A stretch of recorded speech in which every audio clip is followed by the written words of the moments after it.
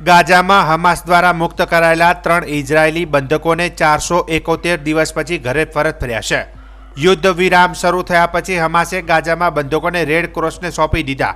આ પછી તેમને ઇઝરાયેલી સેનાને સોંપવામાં આવ્યા।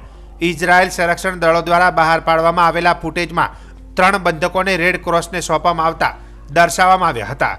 ઇઝરાયેલી સૈન્યએ જણાવ્યું હતું કે મુક્ત કરાયેલા 3 બંધકો એમિલી ડેમરી, ડોરન સ્ટ્રેનબેચર અને રોમી ગોનેનને સારવાર માટે ઇઝરાયેલી હોસ્પિટલમાં મોકલવામાં આવ્યા હતા।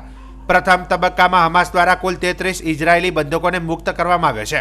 દરેક મુક્ત બંધક માટે 30 પેલેસ્ટીનિયન કેદીઓને ઇઝરાયેલ જેલમાંથી મુક્ત કરવામાં આવશે।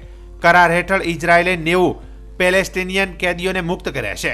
ઇઝરાયેલના વડાપ્રધાન બેન્જામિન નેતન્યાહુએ તેને એક મહત્વપૂર્ણ ક્ષણ ગણાવી। તેમણે કરાર માટે અમેરિકાના જો બાઇડનનો સંપર્ક કર્યો અને જો બાઇડનના વહીવટ અને નવા ચૂંટાયેલા રાષ્ટ્રપતિ ડોનાલ્ડ ટ્રમ્પને શ્રેય આપ્યો છે।